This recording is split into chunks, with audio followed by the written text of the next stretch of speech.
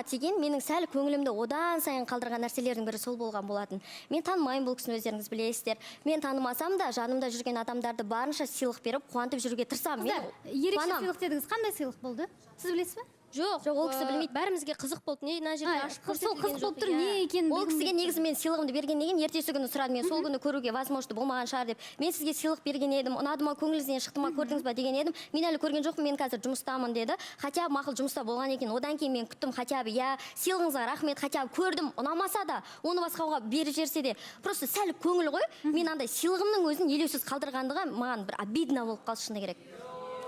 Ол сыйлық әлі ашылды ма, ашылмады ма, мен оны әлі білмеймін да. Мен бұл кісіні негізі бүгін қорғап, я бізде таныс күшті болып жатыр деп айтқым келген. Айбат, сыйлықты ашпадыңыз ба сонда?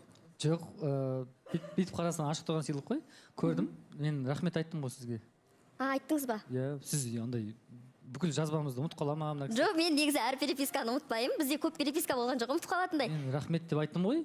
Сөйлескен кезде. Ладно, солай бола салсын. Жоқ, қараңызшы. Эфирден шықтық.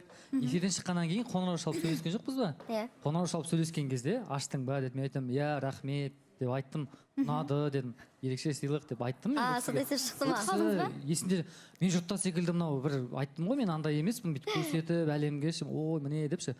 Рахмет. Айтылды, иә? Негізі Айбат мырза, сіз өте керемет сөйлейсіз. Сөз мәнеріңіз өте керемет. Мен сізді сыйлаймын тұлға ретінде. Бірақ мен бұл кісімен, таныстығым жақсы болып жатыр деп айтқым келді, шыны керек бүгін эфирде. Бұның бәрін неге айтып отырмын? Мен барлығын айтқым келген жоқ. Бірақ бұл кісіден мен хотя бы бүйтіп шығып тұрды ғой историяға, хотя бы кел, бізде кездесу мүлде болған жоқ. Ең құрығанда бүгін кездесейік, таңғы асты бірге ішейік деген сөзді мен бұл кісіден ала алмадым. Мүлде бүгін маған жазған жоқ. Баласахан, айтсақ болды. Алишер.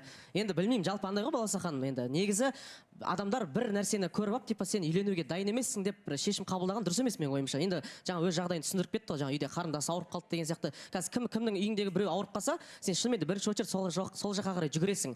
Білмеймін енді, мысалы енді Жанеркені танып қалдық қой, енді қанша рет келді, бірақ сенің ақ көйлек киіп келгеннен қорқып едім мен сол кезде, шыны керек бар ғой. Бір менің көзіме тоже мысалы, мен де саған айта аламын, мен сені танымаймын ғой, дұрыс па?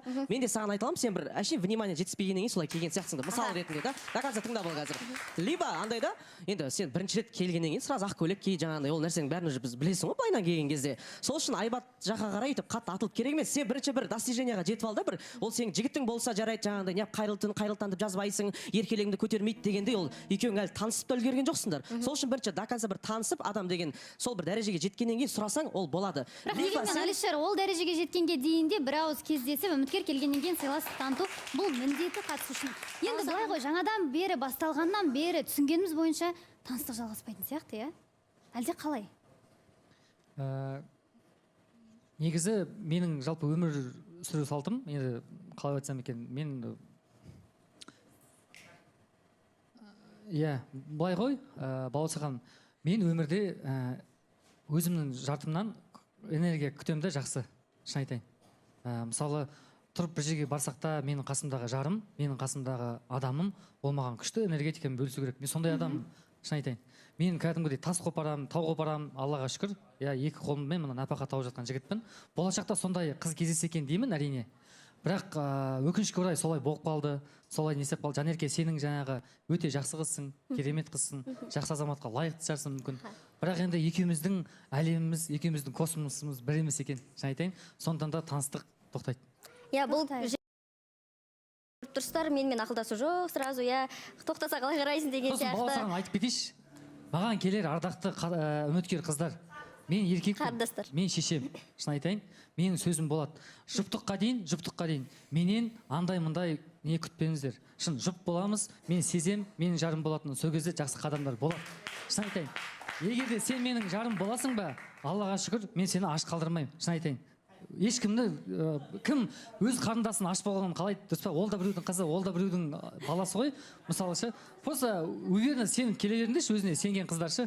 Шын айтамын. Мен осы жерде айтқым келіп тұр да, Айбат мырзаны таңдап келетін қыздарға мына жерге кел деген уақытта келуге дайын болып беріңіздер деген келіп тұр. Және де таныс болса да тоқтап жатыр ғой, мен үйленуге лайықты деп көріп тұрған осы жердегі басқа ер азаматпен танысып көргім келеді.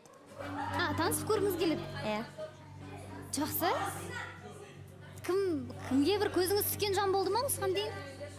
Айбат, онда ыңғайсыз болып қаласыз, жайғастырып алайық. Отыра берейші. Жақсы, жайғасыңыз.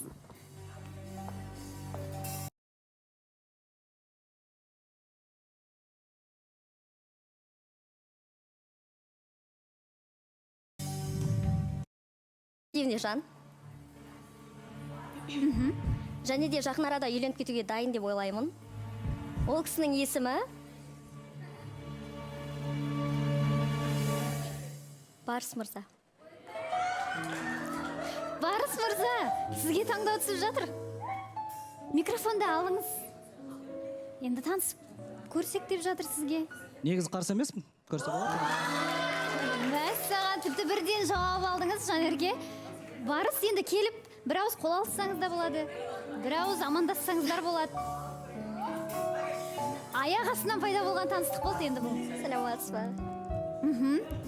Я, Барыс енді кездесуге шақырып Негізі сырласқанымыз дұрыс шығар. міндетті түрде, иә? Сырласуға барайық дейді ғой Жанерке. Сырласуға барғыларыңыз келіп тұр ма? Сырласқанымыз дұрыс сияқты, бірімізді мүлде танымаймыз негізі. Жай ғана сырт көзге көріп танысқыңыз келгені ғой. Жақсы, сіздерді сырласуға шығарып салайық. Иә, микрофонды қалдыра кетіңіз. Құрметті көрермен, бұл қосылайық. Күтпеген таныстықтар орын алып жатады. Енді таныстық алаңы болғандықтан танысып көргісі